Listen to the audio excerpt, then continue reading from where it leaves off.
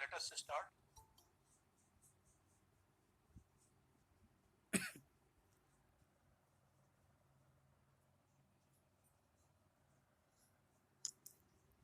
Whether I can start? Are you able to get my voice? Yes, sir.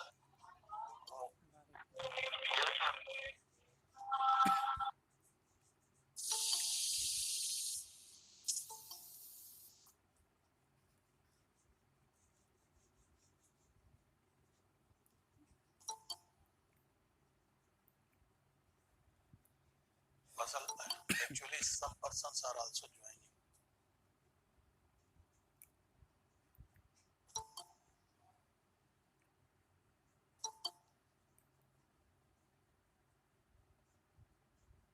Now let us start. I want to refresh your memory on the yesterday lecture. Actually, we were discussing the comment digest. And in relation to commentary, I have discussed the commentaries which are being written on the Manu Smriti, Yagnavalkya Smriti and Narad Smriti. We have already discussed it. The second portion take up yesterday. This is also the commentaries which are being written on the Smritis, but they are known as a regional authorities. I have already pointed out yesterday that a very important question which is being asked in the examination, usually asked in examination, that whether the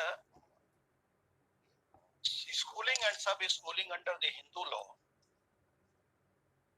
has been influenced or established by the thought of the one jurist, or it is the thought of the several jurists. In this regard, I have just started the discussion.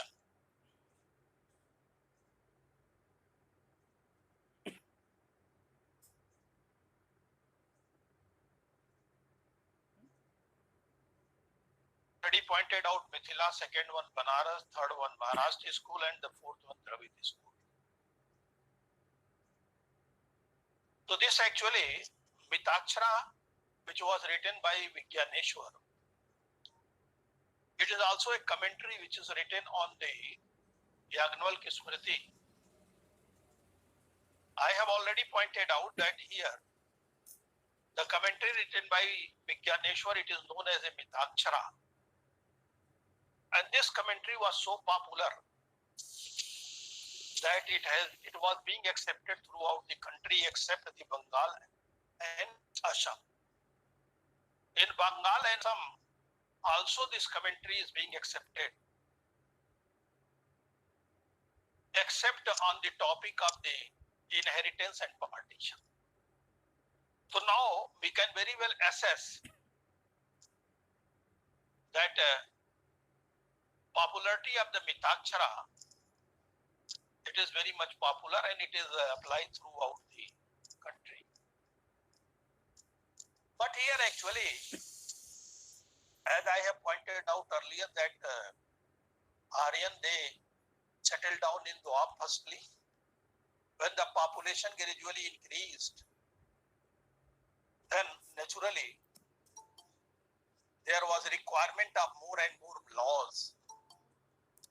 And the Smritis which were being composed and the commentary which were written,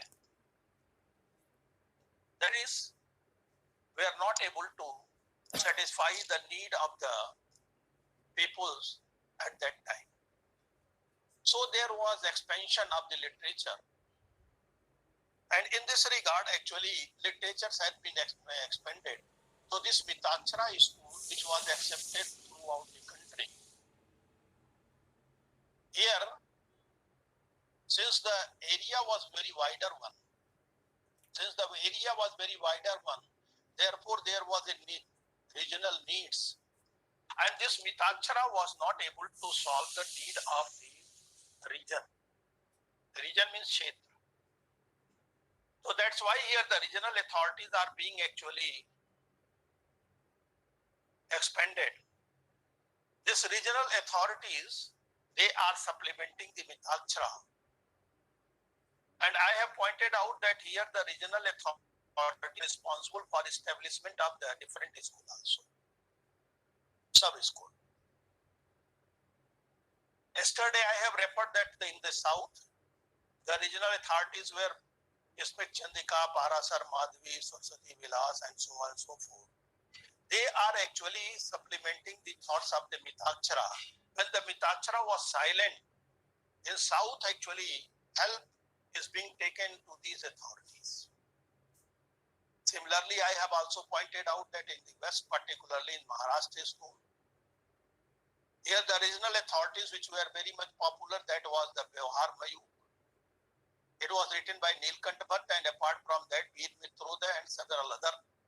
They were also actually supplementing the Mithakshara thoughts. Similarly, also we are proceeding to the Mithila. In the Mithila, actually regional authorities are Vivad Chandra, Madan Parizat, they are and so on and so forth. They are also actually they are supplementing the thoughts of the Mithakshara. In this slide, I have also referred yesterday Banaras school, and I have given the name that is a Banaras school, Veer Mitroda, which was written by Mitra Mishra. Apart from that, Nirday Sindhu, Vivad Tandav, it was written by Kamlakar Bhatt, and lastly the Nand Pandit Vaijanti, which was written by Nand Pandit. It was actually been regional authority in Banaras. So moreover, my answer is very clear that particularly in Mithakshara, the sub-schooling has not been made by the thoughts of the one scholar, but the several scholars, they were responsible for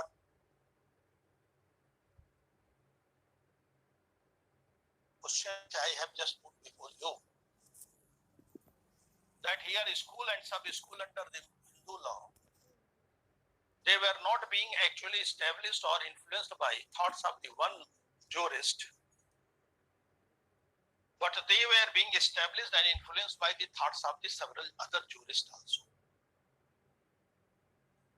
In this line, I want to discuss one more school, that is Dayabhag. And the Dayabhag school, as you are aware well, Dayabhag school, actually this was being created by the opinion of Jamut Vahan. Jamut Vahan actually was having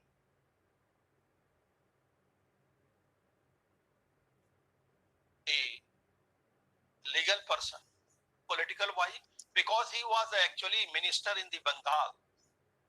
So he wrote that literature, and the literature is known as the Dayabhag, and it applies into the Bengal and as well as few parts of the Assam. So here Dayabhag, actually two subjects are being dealt in the Dayabhag. I have already informed you, I am repeating the same. The first is partition, and the second one, that is inheritance.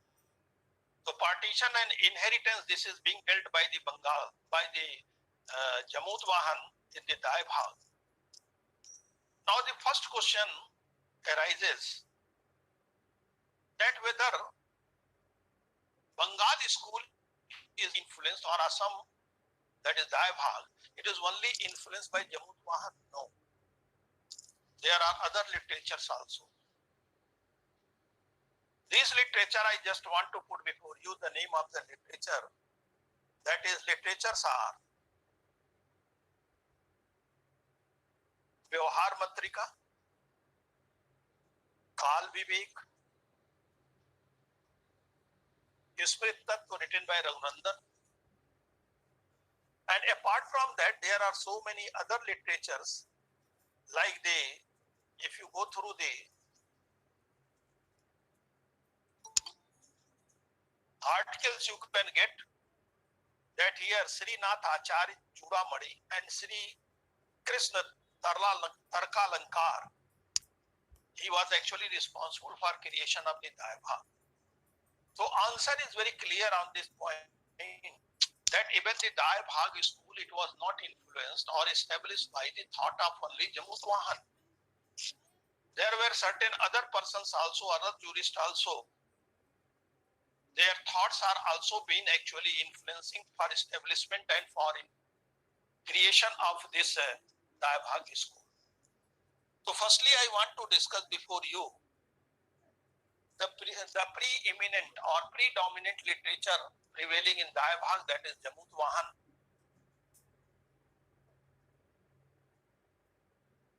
Written here, actually there is controversy. Some writers, they are of the view that it was written in 11th century or the beginning of the 12th century. Somewhere of the view that it was written in the 13th century, and somewhere of the view that it was the 15th century. So there is a controversy regarding when Daya Bhag was being composed of. Here particularly the Sarkar Sastri and the Khade, two names I am giving. Sarkar Sastri and the Khade, they are of the view that Daya Bhag was being composed in 11th century or beginning of the 12th century.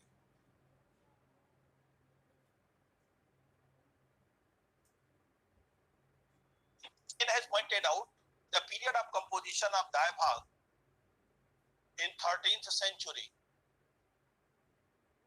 and Dr. Jolly, Jolly, Jolly, he is of the opinion that Daya Bhag was being composed in 15th century. So this the composition regarding the Daya Bhag, there is a controversy. What is the unique feature of Daya Bhag? I just want to put before you. It is not supporting the Mitakshara. Actually here the view of the Daya Bhag is inconsistent with the Mitakshara. What are the points on which they are inconsistent? The point first, that Mitakshara recognize right by birth, but Daya Bhag does not recognize right by birth. I have already explained that what is the meaning of the right by birth. Right by birth means son, grandson, great grandson. When they are born in the family, they get the share in the ancestral property of the father only by birth. So this is called as the birth. Son, grandson and great grandson, they are getting right by birth. But Daya Bhag does not recognize right by birth. So long as father is alive, son has no right to claim partition or demand any share. So under Daya Bhag, it is required that after death of the father, only the partition will take place, and the son or the grandson, they can claim the partition. So first notion, which is different from the Mitakshara, that is, right by birth has not been recognized. Similarly, also I have pointed out logic, since right by birth was not given, therefore the partition right is also not given to the son and grandson. The third thing, here actually in the Mitakshara, women are excluded from the inheritance. Women either may be mother or maybe daughter, maybe sister. They are excluded. They are not entitled any share in the property of the father. But in Daya Bhag, this is progressive school, and here the share is given to the daughter also. So daughter is also entitled to get the share after the death of the father. in the ancestral property of the father. So this is very important. The second thing, in Mitakshara, there are two kinds of the property. One is called as ancestral property, another is called as a self-acquired. But in Dayabhag, this distinction has not been maintained. There is no distinction of the property ancestral and self-acquired. All the properties are being categorized under one category. What is that category? Category is self-acquired property. It means that so long as the father is alive, no person, son or grandson, they cannot claim the partition. So property has not been classified in two categories, ancestral or self-acquired. The third proposition is doctrine of survivorship, which is applicable in Mitakshara. That doctrine is not applicable in the survivorship. Means actually there is a concept in the Mitakshara that co-personality has been constituted up to the fourth generation starting from the father. What does it mean? In Mitakshara, actually joint family property concept is another and co-personality concept is another. Joint family means where all the descendant born from a common ancestor, they are living together, they are being classified as a joint family. So far as the co-personality is concerned under the Mitakshara, it was confined up to the fourth generation. It means that father, son, grandson, great-grandson, they can only be the member in the co-personality. They can only be member in the co-personality. Now, if anyone dies, suppose son is being dead or father is being dead, his share shall be equally distributed amongst all other co-partners. So if the father is being dead, then naturally the share of the son will increase. This is called as survivorship principle. Survivorship means who survives. If father is being dead, son is survived, naturally the son will succeed the share of the father. If the sons are more than one, all will equally succeed the share of the father. But here principle of survivorship has not been applied. So these are the major distinctions which are being in between the Mitakshara and Dayabhag.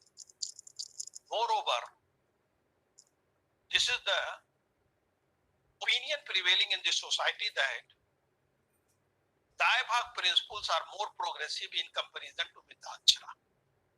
The reason is very obvious. The reason is, since daughter and son both are being born from the father and same mother and father, therefore why the daughter shall be excluded? Under that philosophy, actually under the Dayabhag, the daughter has also been included, one of the heir in the property. So that's why the Dayabhag school is being actually called, this is a progressive school. So this literature, Dayabhag, it was being actually responsible for responsible only, but you can say that this is a major literature which is responsible for establishment of Dayabhag. This is the major literature.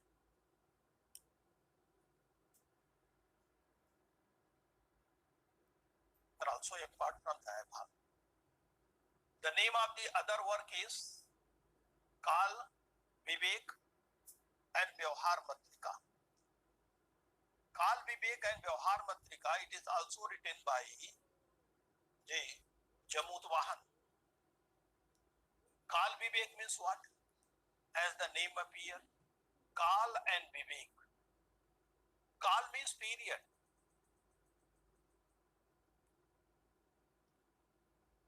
So So here, if you go through the Kal Vivek of Jamut Vahan,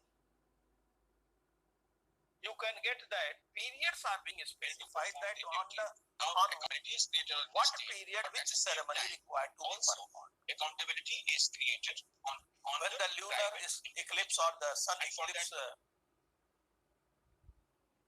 took place, and what ceremony is required to perform on the lunar eclipse and the sun eclipse.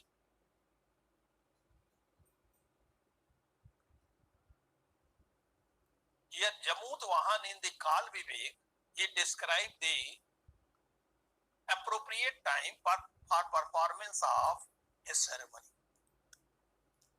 Apart from this Kal Vivek, another literature also written by Jamut Vahan, this is called as Vyavhar Matrika. In Vyavhar Matrika, actually principle of inheritance has been discussed by the Jamut Vahan. So all three literatures means literatures written by the Jamut Vahan, three literature, one is Daibhag, another is Kal Vivek, and the third one that is Vyavharika. All three literatures, a single name is given, and the name is Dharmaratna. So Dharmaratna, actually all three literatures which is written by Jamut Vahan, Dharmaratna. Apart from that, Jamut Vahan, certain other jurists, certain other persons also, they are expressing their views, and they were also applicable in the Daibhag school.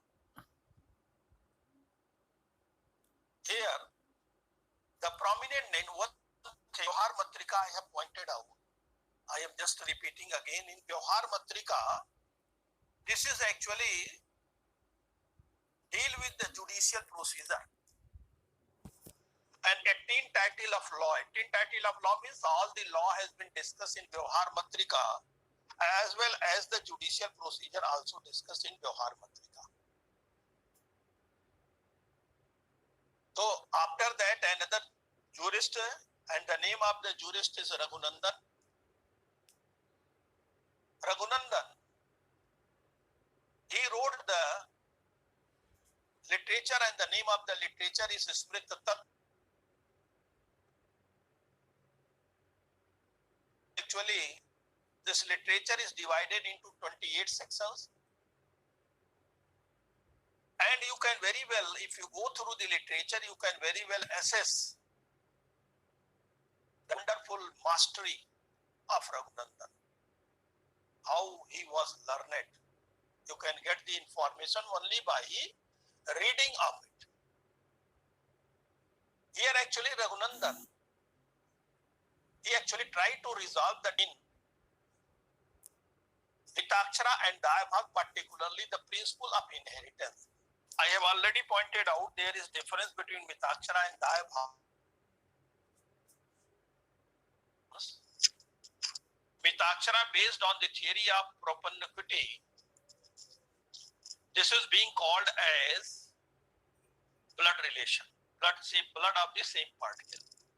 It means the person carrying the same particle of blood, they succeed the property first, and those whose blood particles are different, they will succeed the property later on. In Daibhag, what is the basis of the inheritance? In Daibhag, the basis of inheritance is religious efficacy, धार्मिक लाभ. जो जितने नजदीक से मृतक को धार्मिक लाभ देगा वो प्राप्त.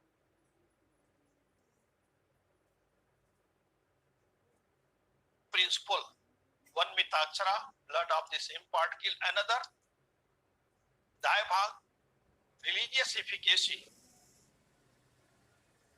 So here actually there was a difference in between two, what the Raghunandan did. Raghunandan tried to resolve the difference in between the blood of the same particle and religious efficacy.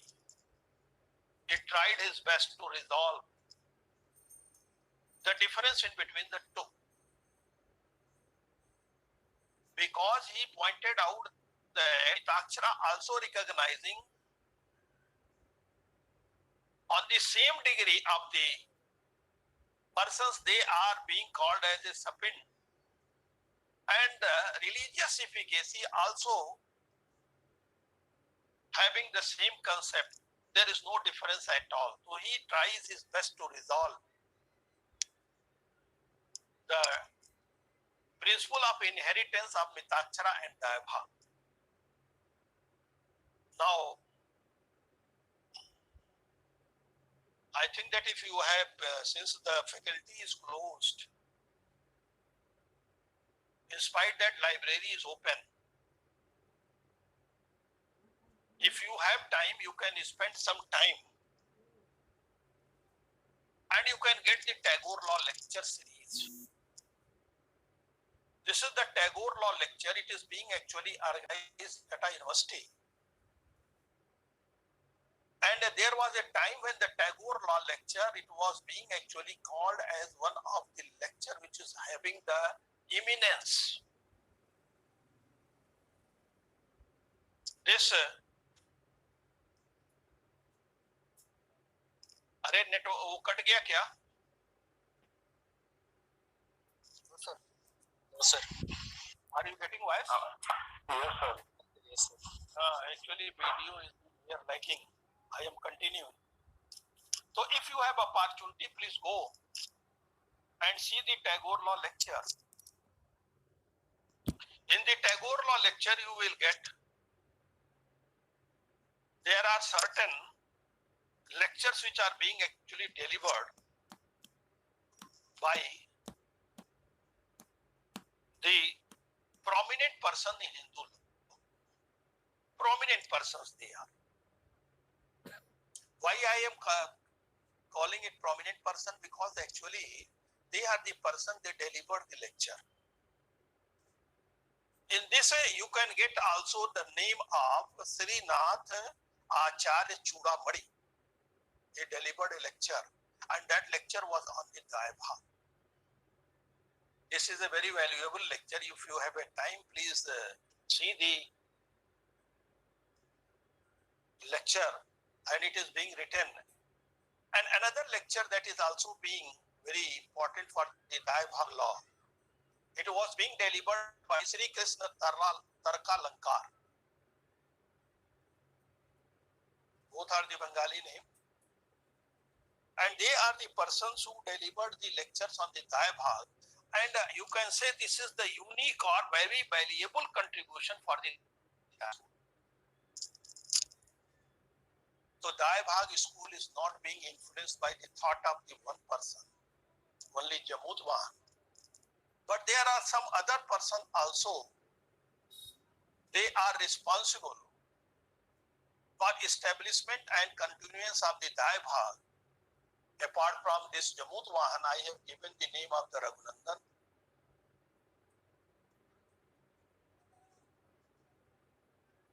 Tarkalankar, they are also the person who are actually responsible for influencing the school of the Dayabha. So now my question is complete here. Answer is complete. I have just raised one question and given the answer to all of you. The question I am repeating again. Schooling and sub-schooling under the Hindu law,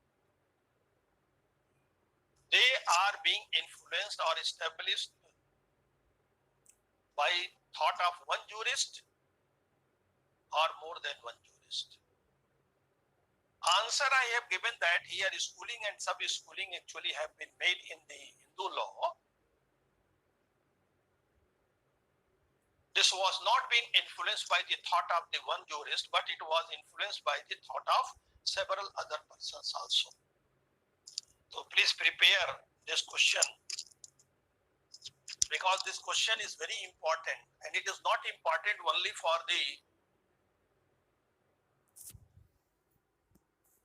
competitive examinations.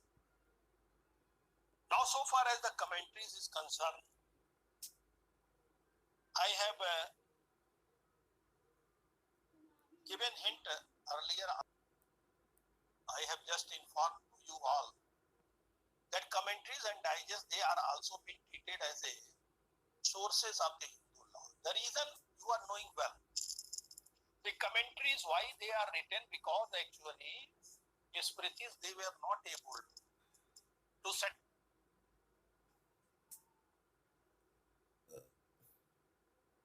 society was gradually developing. And when the society is being gradually developing, then naturally there is a need of more and more laws. And these Smritis, they were not able to resolve the problem. That's why here the commentary started. And what is the commentary? Commentary is actually the interpretation given on the slokas which were being written in Smritis. Further interpretation is being given. So by this way, the development of law took place. I can justify this argument that when you became students, here the society particularly gradually developing more and more.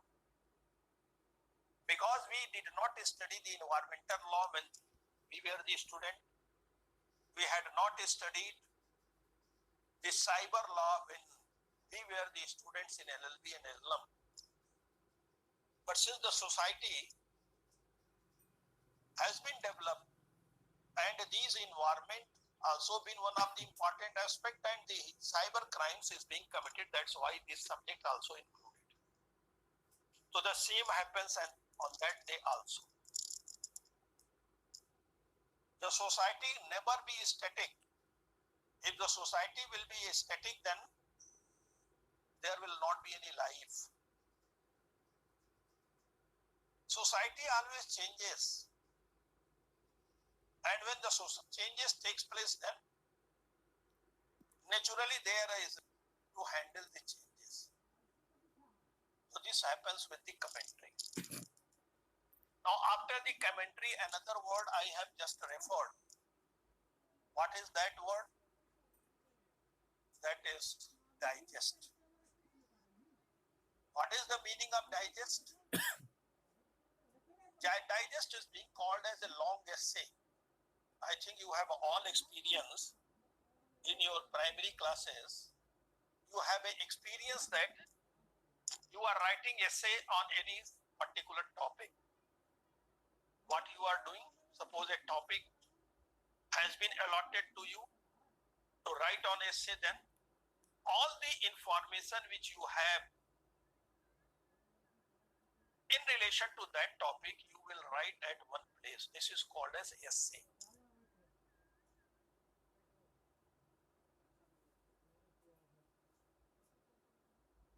Actually, the digest here, the topics or the subjects on which all the materials are being collected. This is called as a digest. So suppose subject, if you want to get the information, you may go through the digest of particular person. You will get the whole information there. Whole information you can get here. This is called as a digest. And when we are talking about the digest, then two digests are very prominent in the Hindu law. Two digests is Dattak Mimamsa and another is diagnose Dattak Mimamsa, Dattak Chandrika. It means Dattak word is common. Dattak means adoption. If you want to know what are the laws prevalent on the Dattak adoption, you may go either of the literature.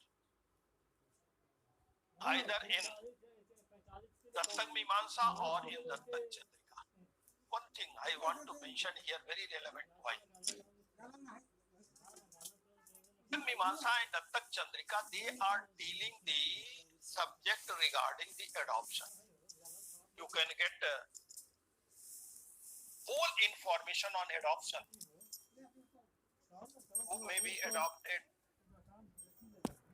who can adopt, what ceremony required to be performed at the time of adoption, who are the eligible persons who may be adopted, list you can get it. So all informations given in Dattak Mimamsa and Dattak Chandrika. Dattak Mimamsa, it was written by Nand Pandit, and Dattak Chandrika, it was written by Devanna Bhatt. The period of the Mimamsa, when it was being composed, the period is 1595 to 1638 AD.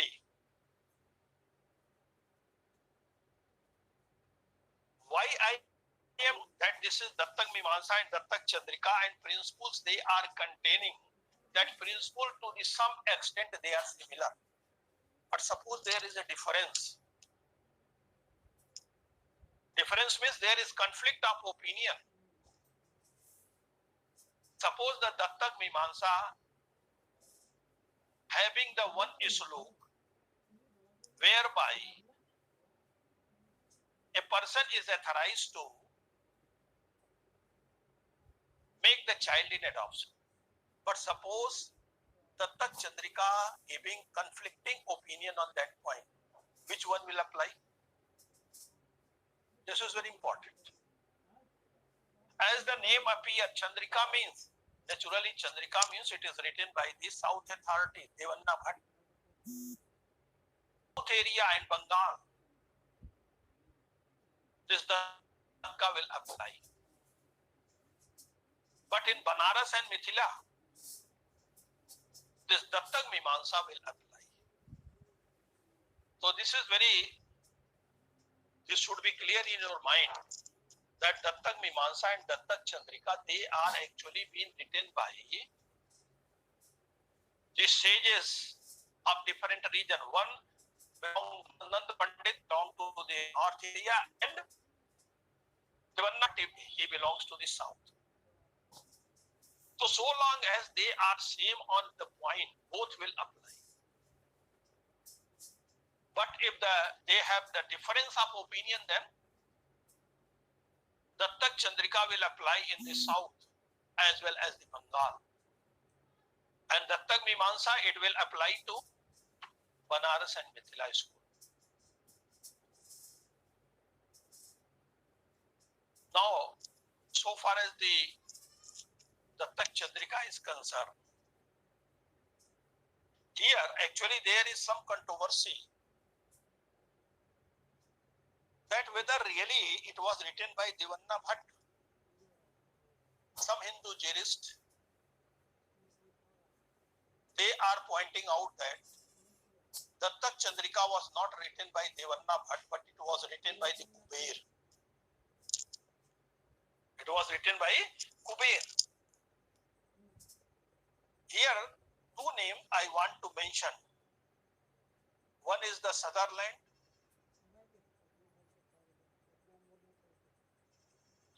and another is the Mandalik. And the third name, that is Main. I am repeating again, three jurists, Sutherland, Mandalik and Main. Sutherland pointed out that Dattak Chandrika, it was written by the Devanna Bhatt, but the Mandalik and Main, they are pointing out that it is certain that Dattak Chandrika was written by the Devanna Bhatt. So there is a controversy. Who is the main author? But we are not indulging in this controversy. This is a very good, you can say, digest on the Dattak. On one point, on one subject, you can get whole information in Dattak Mimamsa and Dattak Chandrika.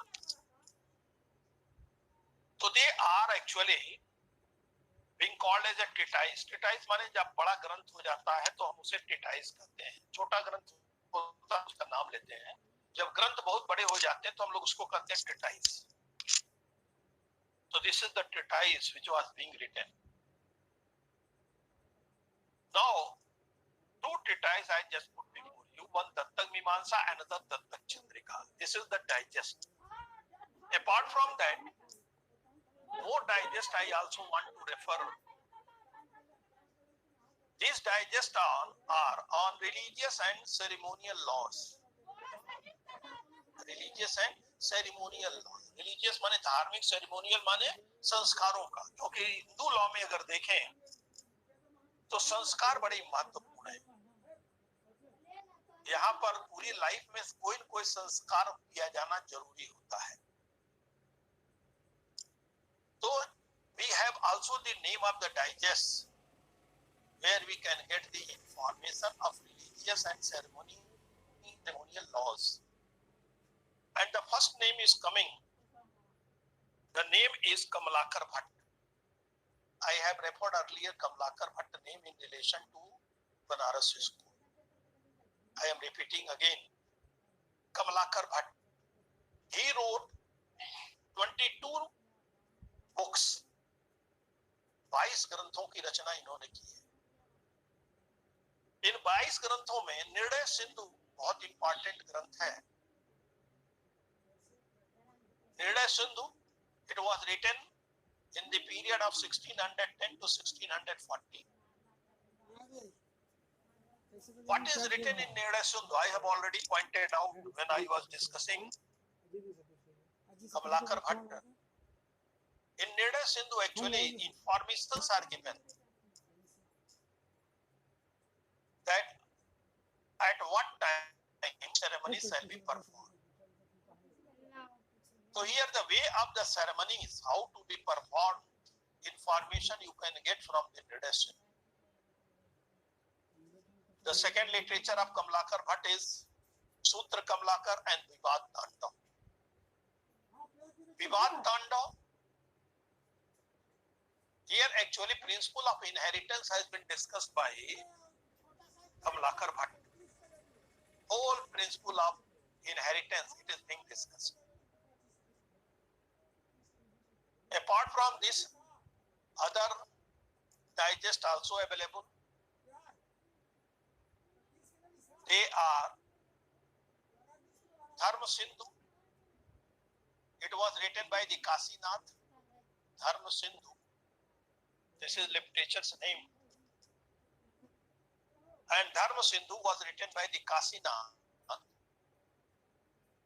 It was written in the period of 1790 AD. And this also contained on the ceremony part. And this Kasinath's Dharma Sindhu, it is very respectable, particularly in Banaras. So Dharma Sindhu, this was one other digest which was written by the Kasinath. It received respect from the whole Banaras. After that, here, Vaidyanath Dikshit, he has also written the Smriti. The Smriti is known as Vaidyanath Dikshit Smriti. This is just.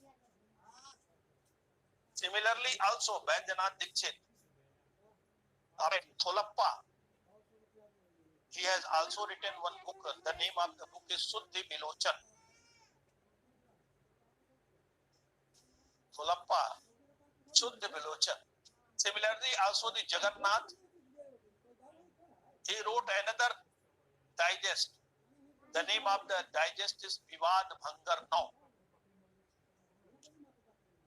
Jagannath's Vivad Bhangar Now, this is a landmark book, particularly in India. Why? In Hindu law, this is a landmark book, Vivad Bhangar Now. Why? It was being written on the request of Sir William Jones. And later on, it is translated by the Colebrook. So, Vivad Bhangar Now, it has a space, it has a, you can say, value or the space in the Hindu law. Why? It was actually written by the Jagannath on the request of the Sir William Jones, and later on it was translated into the English by the Colebrook. Apart from that, I have already referred Tagore Law lecture. In a Tagore Law lectures, you can get the name of Vidya Bhushan Syama Charan Sarkar. Vidya Bhushan Syama Charan Sarkar. He delivered 2 lectures in Calcutta University. And these 2 lectures are being compiled later on, and the name which was being put, one is called as Vyavastha Chandrika, another is called as Vyavastha. Vyavastha Chandrika, it is dealing with the Mitakshara. Vyavastha Daibhag, it was dealing with the Daibhag. So these are actually digests which are written, and these digests are very popular. I am repeating again. Adoption, Dattak Chandrika, Dattak Mimamsa, on religious ceremonies, Nirday Sundhu of Kamlakar Bhatt, Dharma Sutra of the Kasinath, Vidyanath, Dikshit Smriti, Tholappa, Suddha Vilochan, Vivad Bhangarno, written by Jagannath, and Vyavastha Chandrika and Vyavastha. It was being actually in form of the lecture which is delivered by the Vidya Bhushan Syama Charan Sarkar. So we are able to complete the third source as a source of Hindu law. And this third source is commentaries and the digest. So we have completed it, the third source as a Hindu law. Any person having any question? Because time is over.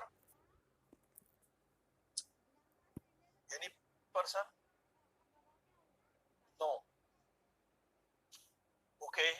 Now I can request you, all of you, to disconnect.